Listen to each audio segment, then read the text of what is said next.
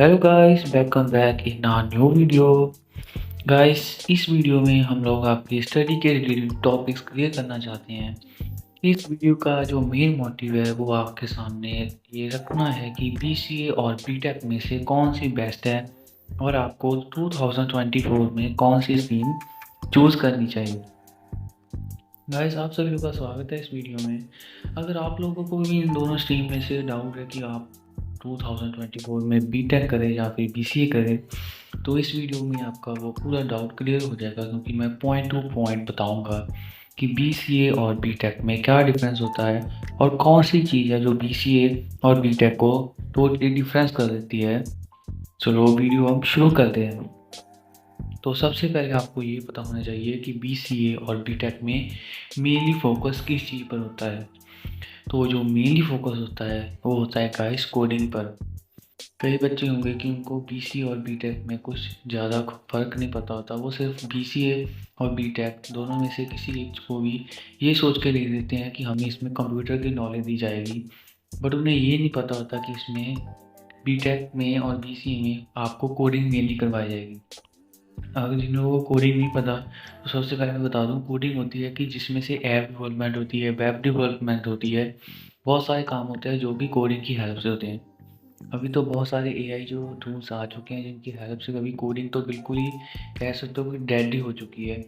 AI tool की help से सभी लोग अपनी जो एप्लीकेशन डेवलपमेंट, वेब डेवलपमेंट है वो कर रहे हैं। तो बट फिर भी कोडिंग की आज बहुत ज़्यादा फिर भी ज़रूरत है। कोडिंग के जैसे एप्लीकेशन कह सकते हैं, कोडिंग के लिए जो लैंग्वेज यूज़ होती हैं जैसे हो गए सी शार्प, जावा, पाइथन, एक्सेट्रा, और भी बहुत सारे लैंग्वेज। अभी तो बहुत सारे लैंग्वेज है जैसे बेसिक, कोबोल, बहुत सारे लैंग्वेज है अभी जो आ चुके हैं जिससे आज कोडिंग होती है। तो मेनली बीसी और बीटेक में मेन फोकस रहता है कोडिंग पर। जब आपकी प्लेसमेंट होती है तो मेनली आपकी कोडिंग चेक करी जाती है, आपकी स्किल चेक करी जाती है कि आपके कोडिंग की कितनी स्किल है। कई बच्चे होते हैं उनको कुछ नहीं पता होता, वो बेचारे सीधे अपनी प्लस टू क्लियर करते हैं, उसके बाद घर वालों के कह दिया कि नेक्स्ट क्या करना है, तो वो कंप्यूटर कोर्स के सोच के इसे बीटेक और बीसीए को ले लेते हैं। बट बाद में उनको प्रॉब्लम फेस होती है कि उनकी कोडिंग उनको नहीं आती, उनके समझ में नहीं आती। तो इसीलिए मैं इसीलिए ये डाउट पहले क्लियर कर दूँ कि बीसी और बीटेक में होता क्या है। तो सेकंड आपका जो पॉइंट रहेगा उसमें आता है कि आपकी स्ट्रीम कौन सी होनी चाहिए, कि प्लस टू आपने कौन सी स्ट्रीम में करी हो ताकि आप बीसी और बीटेक दोनों में से इजीली ले सकते हैं। सबसे पहले मैं आपका डाउट क्लियर करता हूँ बीसीए के रिगार्डिंग। बीसीए में आप लोग आर्ट्स प्लस साइंस, इकोनॉमिक्स की तीनों स्ट्रीम में से ले सकते हो। आर्ट्स में एक चीज़ है कि आपको प्लस मैथ होना चाहिए साथ में। आर्ट्स प्लस मैथ हुआ तो आप इजीली बीसीए ले सकते हो, बिकॉज बीसीए में भी मैथमेटिक्स होती है तो आपको प्रॉब्लम नहीं आएगी। मेनली कई कॉलेजेस में शायद वो सीधे आर्ट्स वाले बच्चों को दे भी देते होंगे कि मैथ उनके पास है या नहीं, वो नहीं वो करते होंगे। और सेकंडली मैं बीटेक का बता देता हूँ, बीटेक में जो बच्चे जा सकते हैं आर्ट्स, वो भी सेम का भी वे सेम होता है कि उनके पास मैथ होना चाहिए। कॉमर्स, नॉन मेडिकल और मेडिकल स्टूडेंट्स तीनों चारों ही मतलब जा सकते हैं। बट बीटेक में एक चीज़ होती है कि उनमें मेडिकल और नॉन मेडिकल का थोड़ा सा हो जाता है। उनको मेडिकल है क्योंकि जो बीटेक में सब्जेक्ट्स होते हैं जैसे कि उनके केमिस्ट्री, बायो और मैथ, जो तीनों सब्जेक्ट्स उनको फिर से पढ़ने पड़ते हैं, तो ये उनके लिए मेनली रहेगा। और सेकेंडली, अगर आपने बीटेक और बीसीए दोनों में से चूज़ करना है, आपको कितनी परसेंट होनी चाहिए प्लस टू में ताकि आप इजीली एडमिशन ले सकें। गाइस, ये वो मतलब कि कॉलेज पे डिपेंड करता है, कॉलेज और यूनिवर्सिटी पे डिपेंड करता है कि उन्होंने कितना रखा होता है, कि कितना क्राइटेरिया होता है। कि कई कॉलेजेस का मेनली 50% होता है कि अगर आपके 50% से अबव है तो आप इजीली एडमिशन ले सकते हो। बट कई कॉलेजेस हैं जैसे एनआईटीज़ वगैरह का तो थोड़ा छोटा अलग ही होगा।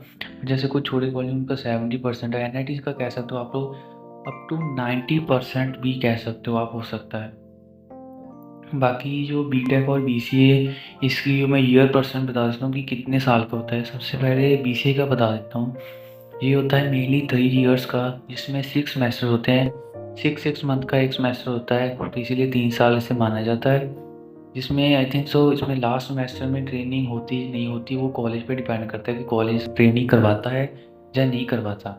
और रही बात बीटेक की, बीटेक जो होती है वो 4 इयर्स का तो होती है, जिसमें आप लोगों को 8 सेमेस्टर होते हैं और लास्ट जो 2 सेमेस्टर होते हैं उसमें होती है ट्रेनिंग और इंटर्नशिप्स वगैरह। और नेक्स्ट टॉपिक मैं वही इंटर्नशिप के बारे में बताना चाहता हूँ कि मेनली इन दोनों में से इंटर्नशिप कैसे होती है कि आपको खुद करनी पड़ती है या फिर कॉलेज वाले करवाते हैं। गाइस जो बीसी और बीटेक मैं दोनों को एक साथ ही बता देता हूँ। जो कि बीसीए में कह सकते हैं आपको पहले कि बीसीए में कॉलेज पे डिपेंड करता है कि आपकी ट्रेनिंग वो करवाते हैं या नहीं करवाते। और इंटर्नशिप की बात रही, आई थिंक सो भी कॉलेज भी है, बाकी आपको खुद से इंटर्नशिप तो करनी ही पड़ेगी क्योंकि कॉलेज के सहारे आपको जॉब नहीं मिलेगी। और जो नेक्स्ट बीटेक में कहा जाए उसमें जो लास्ट 2 सेमेस्टर्स होते हैं उसमें आपकी ट्रेनिंग तो होती है। ये आपके सिलेबस में भी होता है कि आपकी लास्ट 2 सेमेस्टर्स में ट्रेनिंग होनी ही होनी है। इंटर्नशिप्स की बात रही, आई थिंक सो वो भी सेम कॉलेजेस पे डिपेंड हो रहता है। बाकी आप खुद से इंटर्नशिप तो जरूर करेंगे। बाकी सब्जेक्ट्स कैसे आ सकते हैं कि आपको कि बीसी और बीटेक में सब्जेक्टिंग जो आती है वो सबसे पहले तो मैंने आपको दोनों का क्लियर कर दिया कि कोडिंग तो होगी ही होगी। बीसीए में फर्स्ट सेमेस्टर थे आई थिंक, तो फर्स्ट सेमेस्टर में सी आ जाएगी, सेकंड में सी प्लस प्लस, उसके बाद जावा, पाइथन, तो ऐसे ही आपको कोडिंग की आ जाएगी। और बीसीए में और सब्जेक्ट भी आ जाते हैं जैसे computer architecture, computer fundamentals, mathematics, English मतलब कम्युनिकेशंस, मैथमेटिक्स भी इसमें है, उसमें फंडामेंटल्स होगा, ऐसे कुछ सब्जेक्ट्स होंगे। और सेकेंडली मैं बीटेक की बात कर रहा हूँ, बीटेक में केमिस्ट्री, बायो, मैथमेटिक्स मतलब साइंस सब्जेक्ट होगा, उसमें भी कंप्यूटर आर्किटेक्चर होगा, फंडामेंटल्स होगा और भी बहुत सारे सब्जेक्ट्स हैं, कम्युनिकेशंस होगा। तो मेनली जो आपने बीसीए में सब्जेक्ट करे हैं उसमें एडवांस बीटेक में उसमें उसका एडवांस लेवल करवाया जाएगा। जैसे बीसीए में जो सी है वो बेसिक लेवल पर करवाई जाती है, बट बीटेक में जो सी है वो एडवांस लेवल पर होती है क्योंकि जो बीटेक है उसे एडवांस माना जाता है। तो ये तो बात होगी इनके सब्जेक्ट्स की। और जो नेक्स्ट टॉपिक है उसके बाद मैं क्लियर करना चाहता हूँ कि जो रही बात लास्ट में प्लेसमेंट्स जो होती है, प्लेसमेंट सेल्स में बच्चे बैठते हैं, उनका जो क्राइटेरिया होता है कि कितनी सीजीपी मैटर करती है, वो कंपनी पे मैटर करती है कि कंपनी आपको कितनी सीजीपी पे देती है। कई कंपनीज तो 5.5 पे भी ले लेती हैं, बट मेनली जो इसमें प्लेसमेंट्स में चेक किया जाता है वो होती है आपकी स्किल, कि आपके पास स्किल कैसी है, कि आपको कोडिंग आती है। वो आपका नंबर परसेंट नहीं देखते, वो देखते हैं स्किल। बट हाँ, जो मार्क्स है उनका एक क्राइटेरिया होता है, आपको उसको क्रॉस जरूर करना पड़ता है कि इतनी जो सीजीपी है वो होनी ही चाहिए। कईयों बच्चों को सीजीपी का नहीं पता होगा, तो उसका भी मैं एक अलग नेक्स्ट वीडियो डाल दूँगा कि सीजीपी क्या होता है, तो उसमें आपका डाउट क्लियर हो जाएगा। और कई बच्चों को ये भी डाउट रहता है कि बीसीए और बीटेक में प्लेसमेंट से सबसे ज़्यादा प्लेसमेंट बीटेक में होती है। ये मैं आपका एक कह सकता हूँ कि एक डाउट है जो मैं पूरा क्लियर करना चाहता हूँ। जब लास्ट में प्लेसमेंट होती है तो मैं बीटेक और बीसीए दोनों की, वो सारे बच्चे मतलब बीटेक्स में जो आते हैं और बीसीए जो बच्चे आते हैं वो दोनों एक ही साथ प्लेसमेंट में बैठते हैं। दोनों की प्लेसमेंट एक ही साथ होती है, ना कि अलग अलग होती है। कहने का मतलब है ना तो वो बीटेक को ज़्यादा वैल्यू देते हैं और ना ही बीसीए को, वो दोनों सेम प्लेसमेंट्स पे बैठते हैं और इजीली उनको प्लेसमेंट मिलती है उनके स्किल के हिसाब से। हाँ, बीटेक को थोड़ा सा एडवांस मिलता है, उसमें थोड़ा सा प्लस पॉइंट होता है, बट फिर भी जो बीसी और बीटेक वो सेम है। बीटेक को मेनली इंजीनियरिंग में गिना जाता है, बीसीए को थोड़ा डिग्री के ही तौर पर लिया जाता है। उसमें सिर्फ मेनली वही सब्जेक्ट्स होते हैं जिसमें आपको उतना क्राइटेरिया दिया जाए कि आपकी स्किल आपको पास आ जाए। और रही बात की आपको कोडिंग, भाई कोडिंग कॉलेज वाले नहीं करवाते, वो सिर्फ आपको पढ़ाएंगे, आपको नोट्स भी मतलब असाइनमेंट्स देंगे, बनाओ, पढ़ो, मरो, जो मर्जी करो, वो आपको खुद ही अपने ऊपर डिपेंड करना पड़ेगा। कोडिंग आपको खुद से करनी पड़ेगी। कोई कॉलेज आपको, हाँ कॉलेज वाले करवाएंगे, आपको लैब्स मिलेंगे, आपके प्रैक्टिकल वाइवा वगैरह होंगे, सब कुछ होंगे, बट कोडिंग आपको खुद से करनी पड़ेगी। भाई यूट्यूब से हेल्प लो, अपने पास एक लैपटॉप, हाँ सबसे मेनली बात बीटेक में जैसे कि ग्रुपिंग हो जाती है कईयों कॉलेजेस में ज़्यादा बच्चों के कारण, उनको लैपटॉप की ज़रूरत फर्स्ट सेमेस्टर में नहीं पड़ती, कईयों को फर्स्ट सेमेस्टर में पड़ जाती है। और उसके बाद मेनली बीसीए कि भाई बीसीए वालों को तो एक लैपटॉप ज़रूरी है। खुद के एक्सपीरियंस से कह रहा हूँ कि फर्स्ट सेमेस्टर से अपना एक लैपटॉप अभी परचेज़ कर लो, थोड़ी सेविंग करनी स्टार्ट कर दो, ताकि आगे जाकर जब परचेज़ करना तो आपको वो प्रॉब्लम फेस ना करनी पड़े। तो रही बात लैपटॉप लेने की, लैपटॉप भी एक अच्छी सी वो लेना कंपनी का जिसमें आपको एक छोटा सा ग्राफिक कार्ड अच्छा सा जरूर मिले।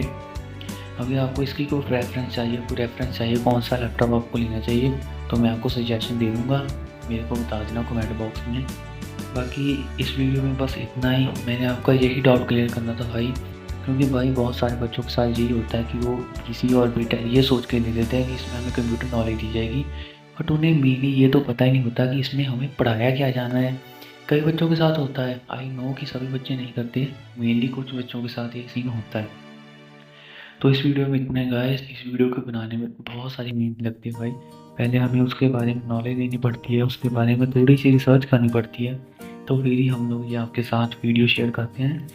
तो इस वीडियो से अगर थोड़ी सी नॉलेज मिली हो, अगर आपको BCA और BTech में से डिसीजन लेने में थोड़ी सी हेल्प हुई हो, तो प्लीज़ इस वीडियो को लाइक, शेयर और एक छोटा सा प्यारा सा कमेंट जरूर करना।